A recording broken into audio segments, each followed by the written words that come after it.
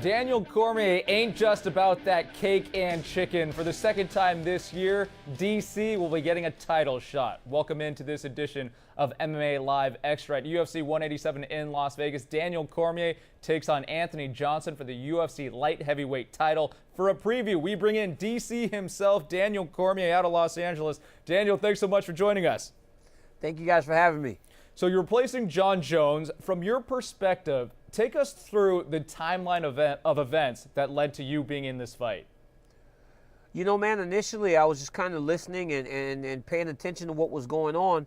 And then I heard that Jon had gotten into some trouble. I didn't know because I was out with my kids on a Sunday. When I found out what happened, my initial reaction was, how's this lady and her kid?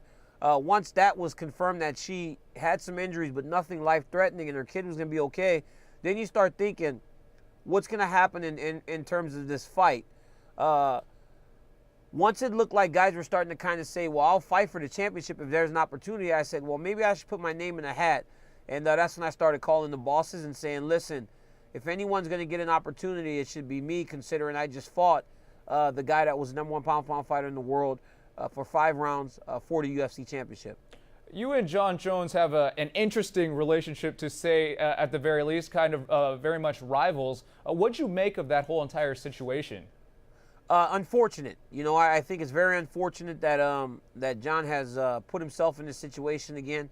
It's been a few times now where he's made decisions that aren't in his best interest or the best interest of the people around him. Just very unfortunate. No joy, no happiness.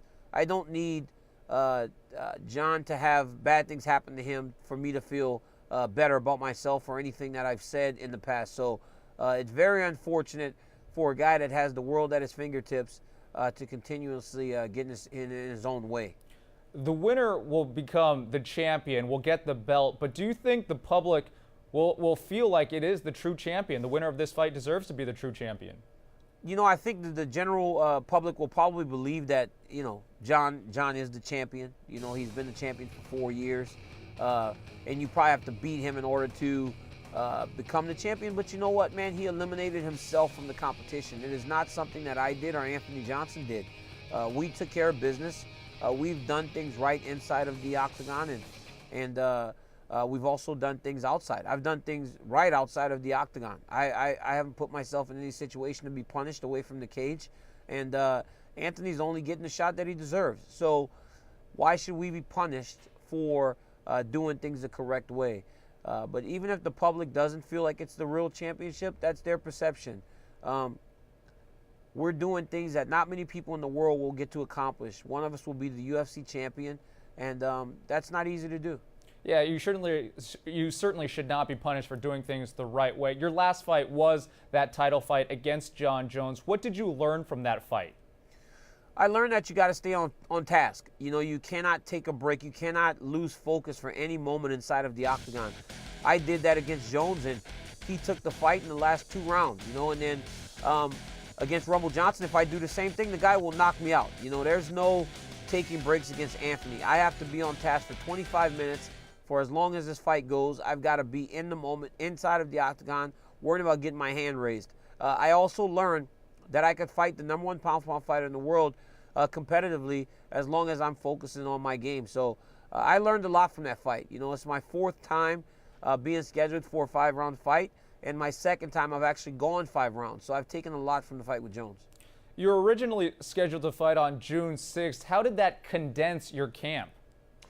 You know what? It changed it a little bit, but in reality, it's only 2 weeks. So I was going to do an 8-week training camp for Ryan Bader, but now I'm going to have a 6-week training camp for Anthony Johnson, which is sufficient because a lot of times the first 2 weeks of training camp is really getting yourself prepared and ready to go into a hard week 6 camp. So it's been a hard 6-week camp. I'm sorry, but it's been great. You know, the best thing is that I've had Cain Velasquez there now to actually help push me and get me ready regardless of the time frame that we had. So I believe my cardio is on point. I believe my camp has been great.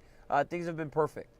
You know, you just mentioned Cain. With a win, the American Kickboxing Academy could have the light heavyweight champ, the heavyweight champ. You also have top contenders like Luke Rockhold and Khabib Nurmagomedov. What's it like in camp when you have so much talent in the same room? It's great, you know, with Luke going out and doing what he did to Lyoto Machida and cementing himself as the #1 contender for the middleweight championship. My opportunity against Anthony Johnson, Kane being the dominant champion that he's been, even though he's been on the shelf for a while. And then Khabib, you know, Khabib, it's only a matter of time before Khabib is the UFC lightweight champion. And it's great. You know, we feed off of each other. All guys are working towards one common goal. And it's not even just us 4 guys. It's other guys. You know, we have a new Russian kid named Islam, fighting on UFC 187 with me. Islam Mahashev or something. I don't know how to really say his last name, but he wears a gray T-shirt. His other Islam wears a red T-shirt, so we call him Red Islam and Gray Islam, and they love it. But Islam, he's a beast, man. Josh Thompson's a beast. Noad Lahat's a beast. We've got 10, 12 guys in the UFC training that gym day to day, and we build off of each other. It's a great feeling, great thing to have. Sounds like great teammates right there. We know you're all about the cake and chicken. We got to talk about this parody video. It went viral. When was the last time you got to eat some cake and chicken? You know what, man? Not for a while. But that video did something that I never imagined it would do. You know, on Facebook, there were over 20 million views. On YouTube, there were over 2 million views. And I was like, this is absolutely ridiculous. It's one of those situations where when you're sitting in there doing the actual video, you're like, this is actually crazy. I probably shouldn't be doing it, but it was fun. It was an opportunity to just let go.